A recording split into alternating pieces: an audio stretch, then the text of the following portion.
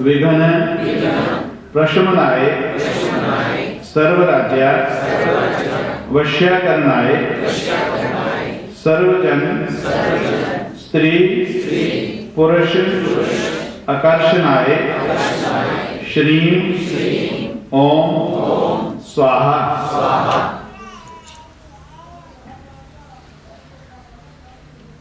जो दोस्तों पाठ करते हैं, पाठ ऊंचे स्वर में करना है। रामायण का पाठ कर सकते हैं, श्री दुर्गा सप्तशती जी का पाठ करते हैं, गीता का पाठ करते हैं। जो भी पाठ है वो ऊंचे स्वर में करना चाहिए।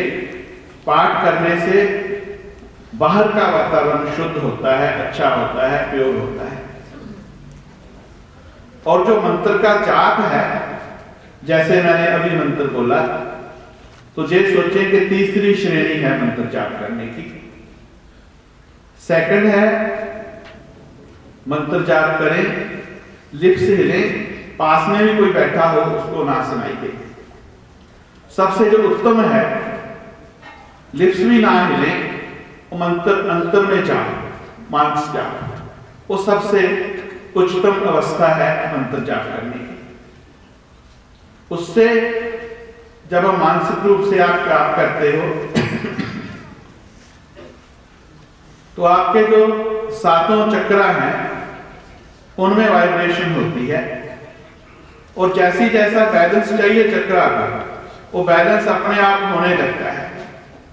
जैसे ही ग्रह दोस्तों कहते हैं, सूर्य पिता के बारे में बात करता है, चंद्रमा माँ के बारे में बात करता है, मंगल भाई की बात को बताता है, बुध बुद्धि के बारे में बताता है, बृहस्पति पति के बारे में बात करता है, संतान के बारे में बात करता है। इसी तरह जो हमारे 7 चक्रास हैं उनकी भी एक अलग अलग बात है। हमारी जो बॉडी है, एक हमारा जो शरीर है, इसके ऊपर एक सूक्ष्म शरीर है, इसके ऊपर एक विद्युत शरीर है, प्राण शरीर भी बोलते हैं उसको। जैसे प्राण शरीर स्ट्रांग होता है तो आपकी प्रोटेक्शन होती रहती है, आपको कोई नेगेटिव एनर्जी, आपको कोई बीमारी नहीं हो सकती। जैसे ही प्राण शरीर कमजोर होता है तो बीमारी आने लगती है।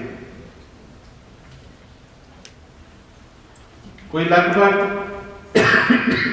56 डेज पहले बीमारी हमारे विद्युत शरीर में आ जाती है।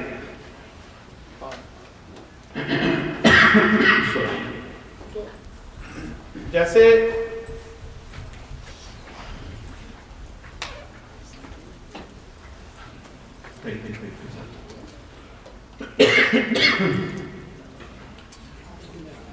मुझे लगता 56 डेज से गला खराब हो रहा है, आज पता चल गया।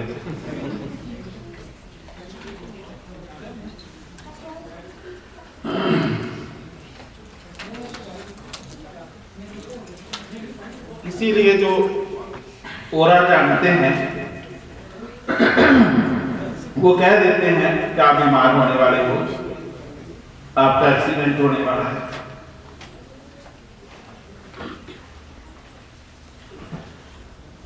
जैसे जैसे हमारा जाप बढ़ता जाता है, हमारा प्राण शरीर मजबूत होता जाता है, हमें तो किसी चीज की कमी नहीं आती है।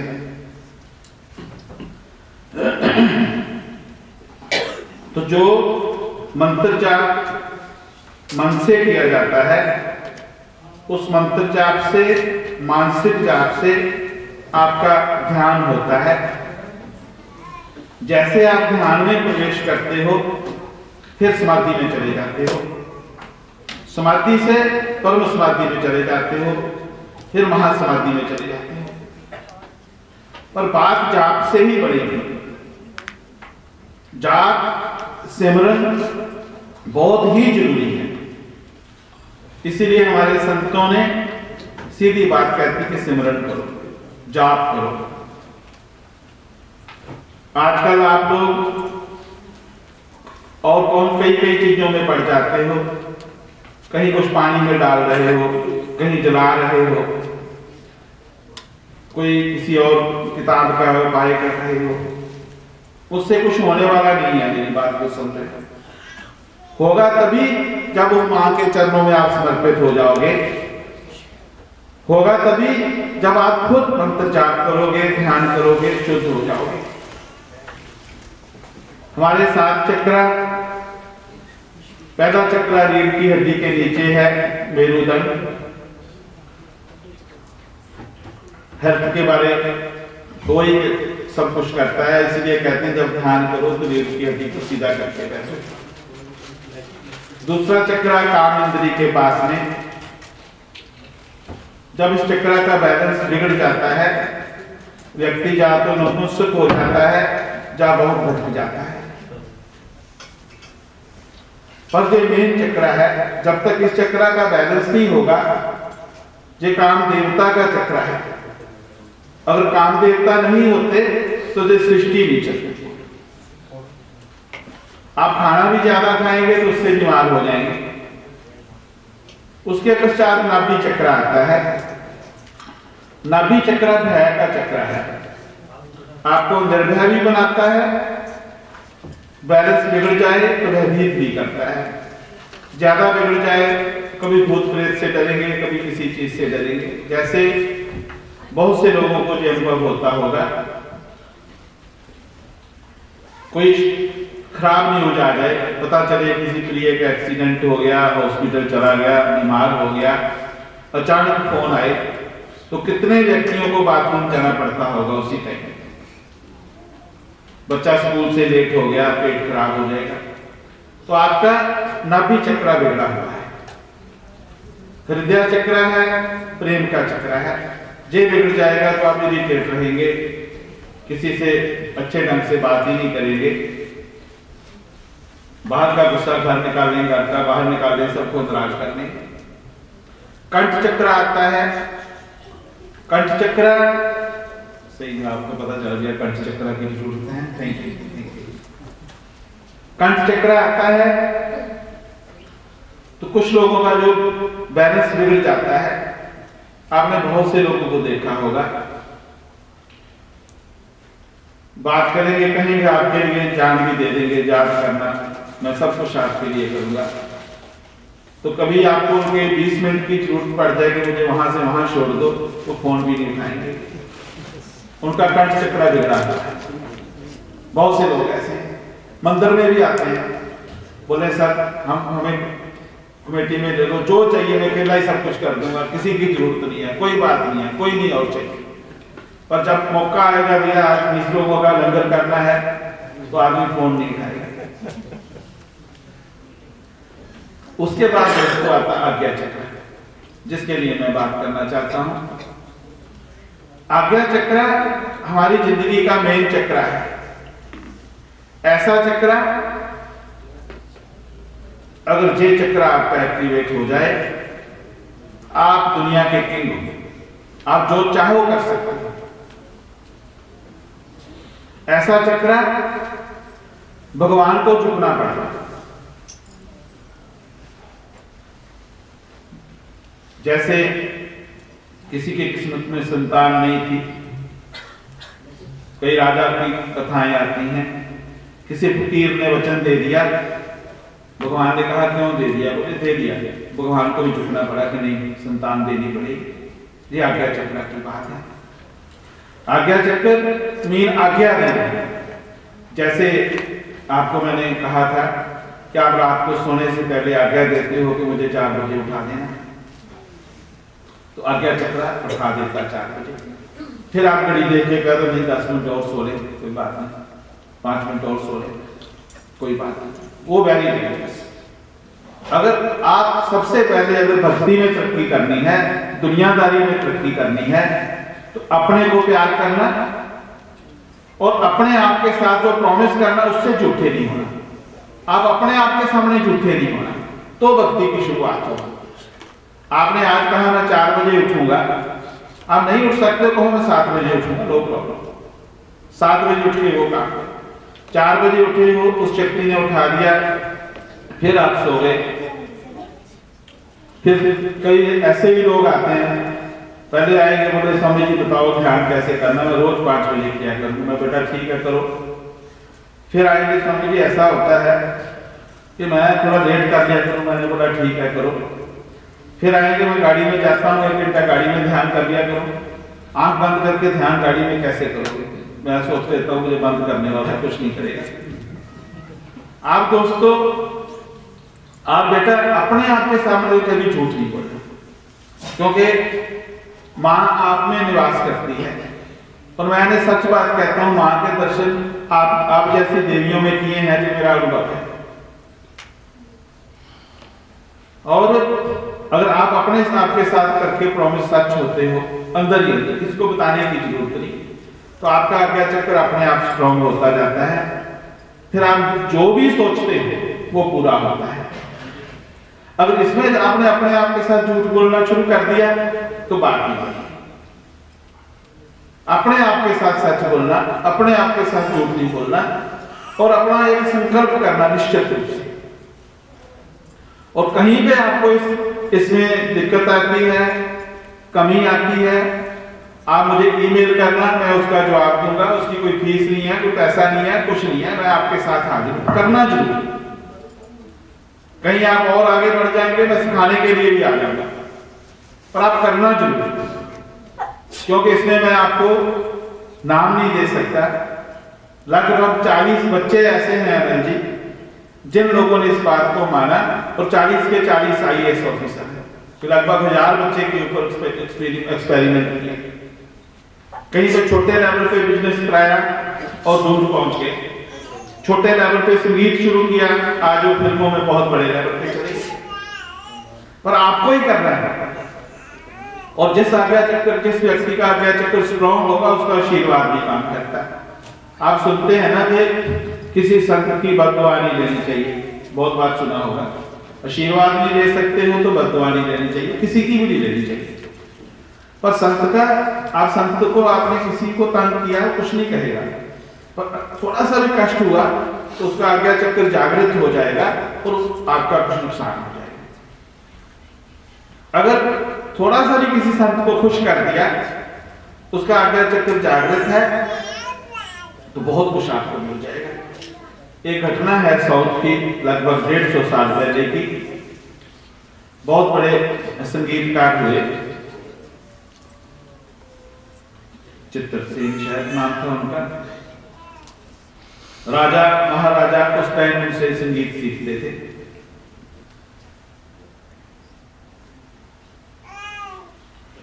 उनका 60 साल के हो गए, जन्मदिन मनाया जा रहा था। बहुत लोग राजे महाराजे आए, वैभवपूर्ण ढंग से उनका बर्थडे मनाया गया। सब गिफ्ट दे रहे थे। एक फकीर था उस जमाने का, भीखा भिखारी, कहते हैं भीख मांगता था, और जैसे उसको 2 रोटी चाहिए मांग लेता, उसके बाद नहीं मिलता था किसी से कुछ। तंबूरा कहते बहुत अच्छा बजाता था, उसका तंबूरा सुन करके बड़े बड़े लोग इकट्ठे हो जाते। वो भी उस दिन पहुंच गया, तो दरबान उसको आगे जाने नहीं दे रहा। कहता मुझे भी गुरु को कुछ देना है। उसके फटे पुराने कपड़े, बोले क्या देगा? दरबान को रिक्वेस्ट की, मान गया दरबान।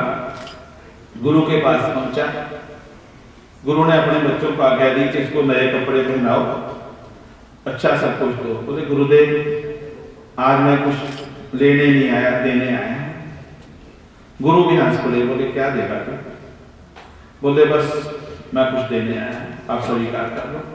गुरु ने कहा स्वीकार करता हूं। गुरु के चरणों में सिर रखा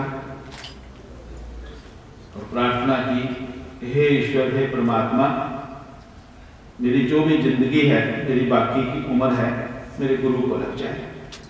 और आफ्टर 10 मिनट वो मरा हुआ पड़ा। ये सच्ची घटना है। जब आज्ञा चक्र जागृत हो जाता है आपका, तो आप जो चाहते हो वैसे ही होता है। जितना बड़ा सोचते हो और बढ़ता है, जितना अच्छा सोचते हो और बढ़ता है। और आपका आज्ञा चक्र अच्छा हो जाए तो फिर नहीं कहना मेरी जान भी ले लो, हाजिर है, चली जाएगी जान। तो आप अच्छी तरह से इस साइंस को समझना। जो आप पढ़ते हो ग्रंथों में, सुनते हो कि हमारे अंतर में सब शक्तियां हैं, हमारे अंतर में कामधेनु गाय है, हमारे अंतर में कल्प वृक्ष है, वो सच में है। आप देखें, कभी आप किसी के बारे में सोच रहे हो, 10 साल से नहीं मिला आपको, तो आपको उस व्यक्ति का टेलीफोन आ जाता है, व्यक्ति सामने से दिख जाता है। सही बात है ना? ऐसा जिनको अनुभव हुआ वो हाथ खड़े करें। बहुत लोगों को होता है। तो आप थोड़ी सी मेहनत करेंगे, आपका आज्ञा चक्र और जागृत हो जाएगा, क्योंकि उस प्रभु ने बहुत सी शक्तियां दी हैं, पर उनके ऊपर इतनी धूल पड़ गई है हमारे झूठ की, ध्यान ना करना, जहां सही समझ ना होना। अगर आप कर लेते हो, आप और कितने लोगों का भला कर सकते हैं। स्पिरिचुअल हीलिंग में क्या करते हैं? कुछ नहीं करते। ध्यान करके, आज्ञा चक्र में ध्यान करके इन पोरों में शक्ति दे देते हैं और डिस्टेंस से सामने वो ध्यान करते हैं और लोग ठीक हो जाते हैं। लोग कहते हैं बुढ़ा स्वामी ने किया, नहीं, मैंने नहीं किया। आप सब कर सकते हैं। आप अपने स्वयं के हीलिंग खुद हो। ताकि हीलिंग कब शुरू हुई? आप देखें, जैसे बच्चा पैदा हुआ तभी से उसकी हीलिंग शुरू होगी। बच्चा रो रहा है, पिता ने उठाया, चुप नहीं करता है, दादी ने उठाया, चुप नहीं होता, माँ ने उठाया, टच किया, चुप हो गया। कोई साइंस होगी। बच्चा अमेरिका में बैठा है, माँ किसी पंजाब के गांव में बैठी है, अभी की घटना है। बच्चा हॉस्पिटल चला गया, अकेला लड़का था, रहता है, पता नहीं किसी को। उस माँ का फोन आता है, बोले स्वामी जी गुरमिंदर फोन नहीं उठा रहा 2 दिन से, पता करो क्या बात है। मैं माँ, मुझे तो मेरा 3 दिन पहले कहती, उस दिन तो मुझसे भी बात किया और मुझे अच्छा नहीं लग रहा। रात के इंडिया में 2 बजे मुझे फोन आया, तो मैंने शाम तक पता किया तो हॉस्पिटल में था। मैं मिलने गया, फिर उसकी माँ को बताया। तो कैसी होगी माँ की शक्ति? ये तो वो माँ है जिसने जन्म दिया। तो अगर उस माँ की बात करेंगे तो क्या बात हो सकती है? ये माँ तो बहुत दयालु है, कृपालु है, पर माँ के आगे चालाकी नहीं करना, माँ की भक्ति करना, तो छोटे बच्चे बन जाना। छोटे बच्चे से सीख लेना। छोटा बच्चा कैसे मना लेता माँ को। कभी कभी आप बच्चा कैसे, आप कहते पक्का ही इसको आज ये चीज नहीं लेके देनी, कुछ भी हो जाए, पर फिर भी ले जाता। सही बात है। अकेला बच्चा होता है। और अगर इतने सारे बच्चे माँ के इकट्ठे हुए हैं और सामूहिक रूप से माँ से मांगने लगेंगे तो क्यों नहीं देगी माँ? आज मांगना ही है उससे। आपके 5 बेटे हैं, बेटियां हैं, इकट्ठे होके आ जाएंगे, आपको मना करने की हिम्मत है किसी माँ में? कर सकते हो? पिता भी नहीं कर सकते। तो अगर हम इतने सारे बच्चे आप इकट्ठे हुए हैं, ध्यान करेंगे और ध्यान में माँ से जो मांग लेंगे, माँ को देना ही पड़ेगा। और हर व्यक्ति का, प्रत्येक व्यक्ति का अलग संकल्प है, अलग अनुभव है। आज्ञा चक्र को जब सिद्ध कर लेते हैं, उसके साथ कलेक्टिव माइंड ऑटोमेटिकली सिद्ध हो जाता है और हमें सब कुछ कलेक्ट करके देता है। आप देखें, बच्चा ड्रग लेता है, वो ड्रग जहां ले रहा था कहते हैं इंडिया भेज दो, फिर कहते हैं अमेरिका भेज दो, फिर कहते हैं डेनमार्क भेज दो, कहीं भी भेज दो, पर वो ड्रग ढूंढ ही लेता है कहीं से। उसको लोग मिल ही जाते हैं, जेल में जाता तो मिल जाते हैं। सही बात है ना? उसकी विल पावर कितनी स्ट्रांग होगी, उसका कलेक्टिव माइंड कितना स्ट्रांग होगा। और उसी बच्चे को सही दिशा में लगाया जाए तो क्या कुछ कर सकता है, चमत्कार कर सकता है। सिर्फ हमें दिशा चेंज करनी है। और इस चक्र के बाद में, आज्ञा चक्र के बाद मेरुदंड चक्र आता है। जब हम और ईश्वर एक हो जाते हैं, हम और परमात्मा एक हो जाते हैं। आपने महात्मा बुद्ध की, महावीर जी की और किसी महात्मा की मूर्ति देखी होगी। उनके सिर के ऊपर ऐसे कुछ उभार होता है छोटा छोटा, और जैसे मेरुदंड चक्र जागृत होता है, हमारे सिर के ऊपर उभार आने शुरू हो जाते हैं। कितने जैन मुनियों के सर पे देखे होंगे।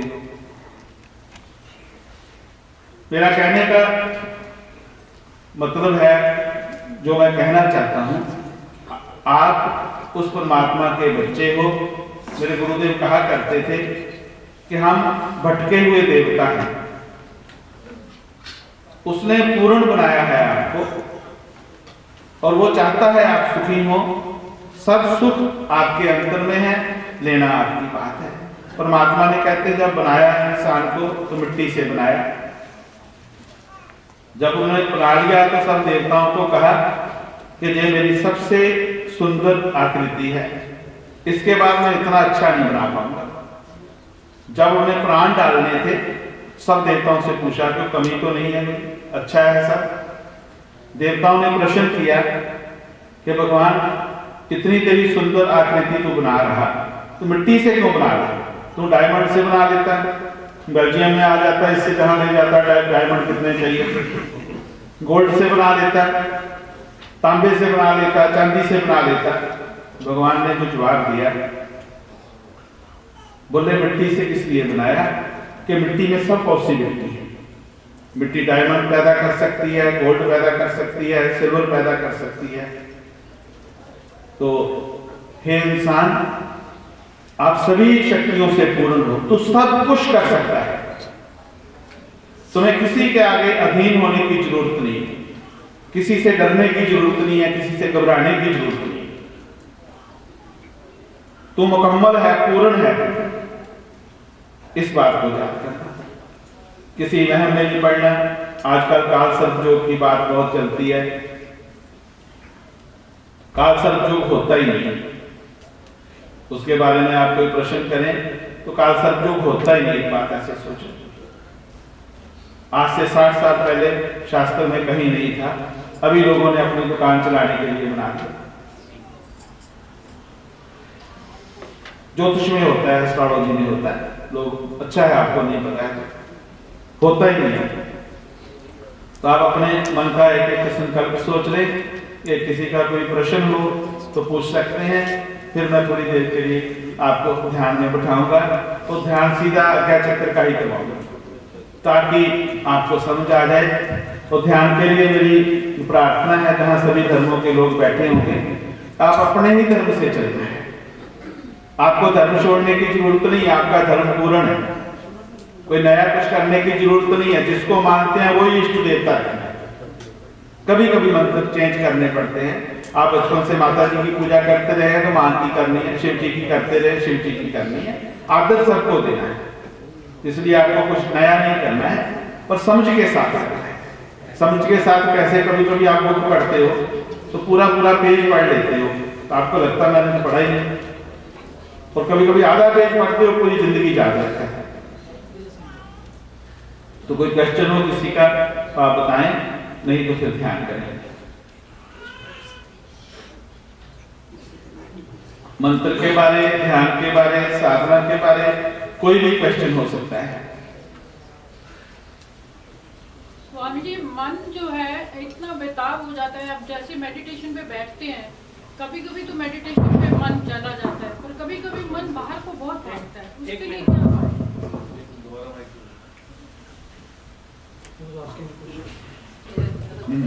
जब मैं बता रही मन के बारे कुछ ना। स्वामी जी, मन है जो बाहर की तरफ बहुत भागता है, कभी कभी तो मन जो है टिक जाता है साधना में, तो कभी टिकाना बहुत मुश्किल होता है, तब क्या उपाय है?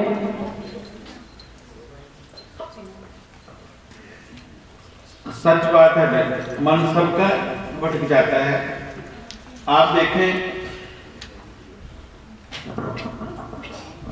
ध्यान है अमन हो जाना, मन से भी दूर चले जाना। मन इतना ताकतवर है, इतना शक्तिशाली है। मंत्र का मीनिंग ही है कि मन को त्राण करने वाला, मन की शक्ति का विकास करने वाला, मन को कंट्रोल करने वाला। पर मन हमारी बॉडी में कहां है, कहीं किसी को कुछ नहीं पता, ना तो साइंटिस्ट को पता है, ना शास्त्रों में लिखा है। पर सबसे ताकतवर है मन का क्या आकार है, मन की क्या शक्ल है, कोई नहीं जानता। पर इतना शक्तिशाली है, अभी जहां बैठा है बात करते करते बॉम्बे पहुंच जाए, अमेरिका पहुंच जाए, लंदन पहुंच जाए, कहीं भी पहुंच जाए, घर पहुंच जाए। मन के ऊपर आत्मा है।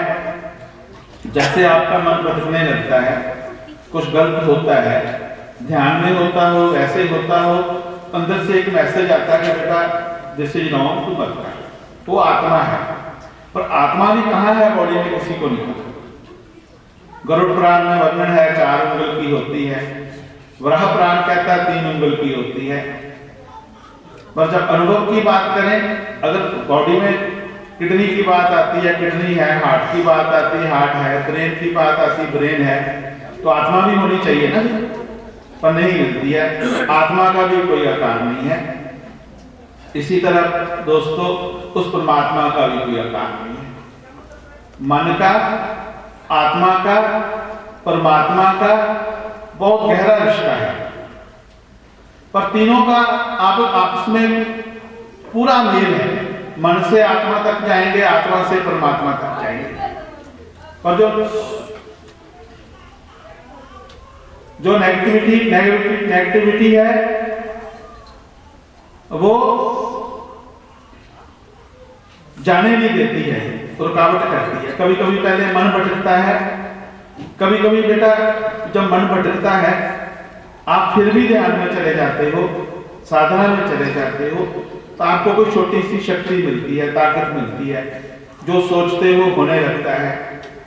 कोई चीज देखी, नजर आई, ठीक, वो ठीक होने लगी। किसी को कुछ कह दिया, ठीक होने लगा।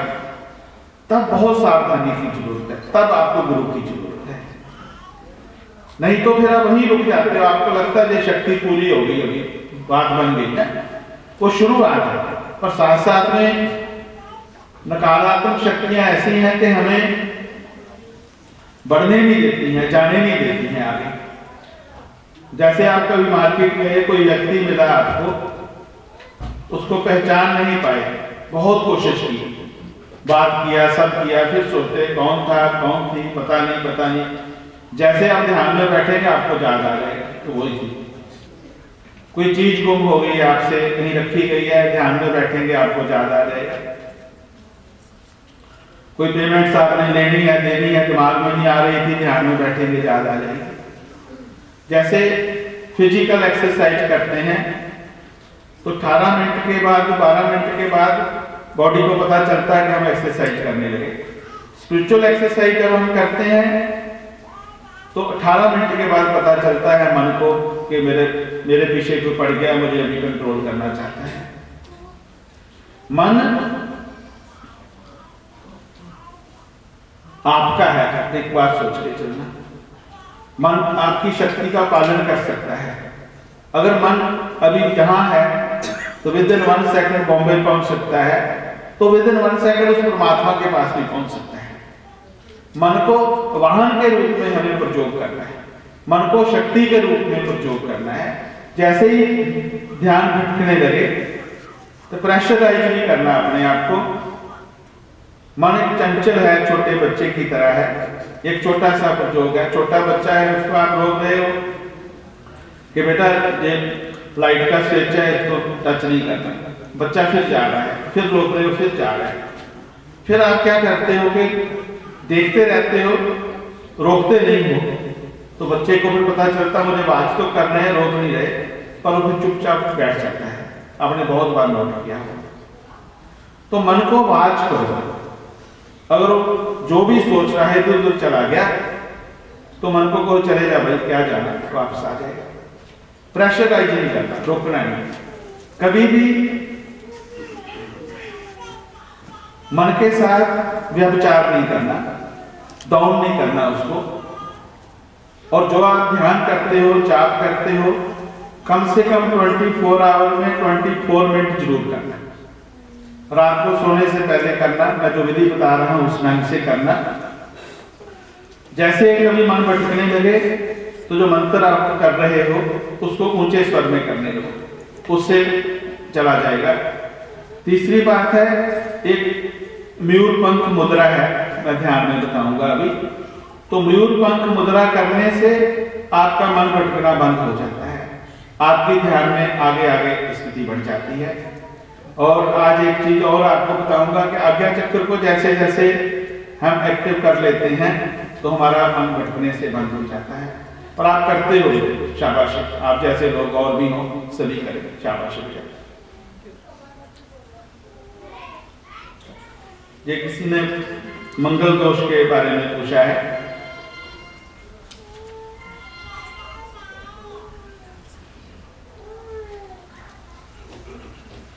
एक बात मैं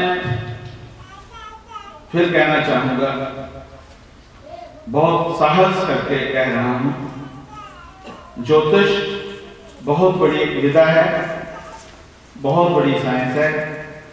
ज्योतिष को ईश्वर की आंख कहा गया है। पर दोस्तों, ज्योतिष, एस्ट्रोलॉजी हमें गाइड करती है, डायरेक्शन देती है, हमारी किस्मत का, हमारे मुकद्दर का फैसला नहीं करती। हमारा मुकद्दर भगवान परमात्मा ईश्वर जानता है, कोई नहीं जान सकता है। अगर सच में आपका आज्ञा चक्र एक्टिव हो गया, आपकी साधना अच्छी हो गई, तो आपको ज्योतिष को मानने की जरूरत नहीं है। ये मैं आपसे रिक्वेस्ट करता हूं। हाँ, बच्चों के लिए ज्योतिष बहुत जरूरी है कि इस बच्चे का प्रोफेशन क्या होना चाहिए। शादी के लिए कुंडली मिलान बहुत जरूरी है। पर वैसे रोज ज्योतिष के बारे में सोच सोच के करो तो आप वह भी बन जाओगे। एक बार ज्योतिष को पूछ के अपना एम निश्चित करो, वो एम अपने इष्ट देव के चरणों में रख दो, वो एम आपका जरूर पूरा हो जाएगा। अपने गुरु के साथ, माता पिता के साथ ईमानदार रहो, जो काम करते हो उसको अच्छी तरह करो। ये मैं अपने अनुभव की आपको बात कह रहा हूं। ऐसी ऐसी परिस्थितियां हुई हैं, ज्योतिष ने कहा कि ग्रह खराब चल रहे हैं, इसमें बच्चा एग्जाम देगा तो मुश्किल हो जाएगी। जब बच्चे को हम कह रहे हैं बेटा तो फेल हो जाएगा एग्जाम देके, तो बेचारा फेल ही हो जाएगा। तो उसको कहीं बेटे तो माता रानी का नाम ले, मेहनत कर, अच्छे नंबर ले, तो बच्चा अच्छी तरह पास हो जाएगा। इसलिए ज्यादा ज्योतिष में नहीं पढ़ना। तो मैंने अपने गुरुदेव के चरणों में बैठ के उनका आदेश लिया है। तो उन्होंने कहा कि भ्रमों से, वहमों से सभी को मुक्त करना। आपके अंतर में जो शक्तियां हैं उन्हीं के बारे में सोचना। आपकी कोई समस्या है तो उसके लिए बहुत से समाधान है, और आपको स्वयं करने होंगे। आप सोचो दूसरा आपके लिए कोई करेगा, दूसरा आपकी हेल्प कर सकता है, आप नहीं कर सकते हो। मंगल दोष उतना घातक नहीं है जितना ज्योतिषियों ने और आप लोगों ने बना दिया। कोई भी एक बुजुर्ग माता भी पूछने आएगी जिसको कुछ जानकारी नहीं है, वो भी आके पूछेगी स्वामी जी लड़की मंगली तो नहीं है। फर्स्ट हाउस में, फोर्थ हाउस में, सेवंथ में, एट्थ में, ट्वेल्थ में जब मंगल होता है तो मंगल दोष माना जाता है। पर इसमें बृहस्पति लड़की की कुंडली में स्ट्रॉन्ग है तो मंगल दोष नष्ट हो जाता है। लड़के की कुंडली में शुक्र स्ट्रॉन्ग है, जहां जिन घरों में शनि आ जाता है उन्हीं घरों में अगर मंगल आ जाए या शनि मंगल इकट्ठे हो जाए, जिस वजह से कुंडली मंगली हुई है, उन्हीं घरों में कहीं शनि आ जाए, मंगल जो दोष नष्ट हो जाता है। कभी 23 साल के बाद, 26 साल के बाद, 24 साल के बाद नष्ट हो जाता है। और आपको ये बात समझ नहीं आएगी, मैं इतना ही कहूंगा कि मंगल दोष से डरने की जरूरत नहीं है, उसके बहुत से सोल्यूशन है। कहीं गलती से ये उस जमाने की बात थी कि बच्चे पूछ के सब कुछ करते थे। आज तो बच्चे कभी कभी डिसाइड करके आते हैं कि हम शादी कर रहे हैं, तो वहां पे कभी मंगल दोष आ गया तो घबराने की जरूरत नहीं है। उसके लिए कुंभ लगन शादी की जाती है, कुंभ के साथ बच्चे की शादी कर दी जाती है। शादी की तरह ही सब पूजा वगैरह, पूजा विधि की जाती है। 3 दिन के लिए बच्चा घर से बाहर रहता है, किसी पेड़ के साथ कर दी जाती है, किसी मूर्ति के साथ कर दी जाती है, तो मंगल दोष नष्ट हो जाता है। हमें बच्चों को, क्योंकि बच्चों को आप समझाएंगे वो मानेंगे नहीं। उससे बाद मैंने क्या देखा कि आपने शादी कर दी बच्चों की, 2 साल विरोध किया, नहीं करेंगे, फिर 2 साल बाद कर दी, जो आपका दामाद बन रहा है या आपकी जो बहू बन रही है उसको तो जो भी है, अगर आपका बेटा है तो उसको खबर देता है मिनट की मम्मी ने आज ऐसे कहा, डैडी ने ऐसे कहा, ज्योतिषी ने ऐसे कहा, स्वामी जी ने ऐसे कहा, अंकल ने ऐसे कहा। तो जब वो लड़की घर आती है, जब दामाद घर आता है, तो उसके मन में कितने ही विरोध पहले से होते हैं। उसको लगता है ये भी मेरी शादी नहीं होने दे रहे थे, ये भी नहीं होने दे रहे थे, ये भी नहीं होने दे रहे थे, और रिश्ता ही अच्छा नहीं हो पाता। अगर आपको लगता है कि दोनों बच्चे अच्छे हैं, ठीक हैं, शादी कर सकते हैं, तो आप कर सकते हैं। उसके बहुत से समाधान हो सकते हैं, क्योंकि जब हम बच्चों को मना करते हैं, वो इतना माहौल कभी कभी खराब हो जाता है, बड़ी मुश्किल होती है। हाँ, अगर बच्चा कोई काम ही नहीं कर रहा, बच्चा या बच्ची भटक गए गलत रास्ते पे, तो मुगलीक हो तो भी करनी चाहिए, नहीं करनी चाहिए, ना हो तो भी नहीं करनी चाहिए। और कोई क्वेश्चन हो किसी का? तो हम ध्यान में बैठेंगे। स्वामी जी, एक क्वेश्चन है। आपका प्रोग्राम मैंने टीवी में देखा और एक वीडियो में देखा था जिसमें आपने सूर्य नमस्कार के बारे में बताया कि जो लोग इंडिया में सूर्य नमस्कार करते हैं और सुबह सूरज को पानी देते हैं, उसकी जो किरणें हैं वो हमारे मस्तक पर आती हैं और वो हमारे शरीर के लिए बहुत अच्छी हैं। बट यहाँ पर जैसे यूरोप है, यहाँ पर सूर्य तो साल में मुश्किल से 2 महीने या 1 महीने ही नजर आता है, तो उस हिसाब से इसका क्या सोल्यूशन है? आपने ये बताया कि सूरज की पूजा उस समय की जानी चाहिए जबकि सूरज उठता है, और कई लोग अपनी मर्जी से करते हैं, 9 बजे, 10 बजे, 11 बजे, जब होता है मर्जी, वो ठीक नहीं है। तो इस हिसाब से आप क्या कहना चाहेंगे? कोई एडवाइस प्लीज।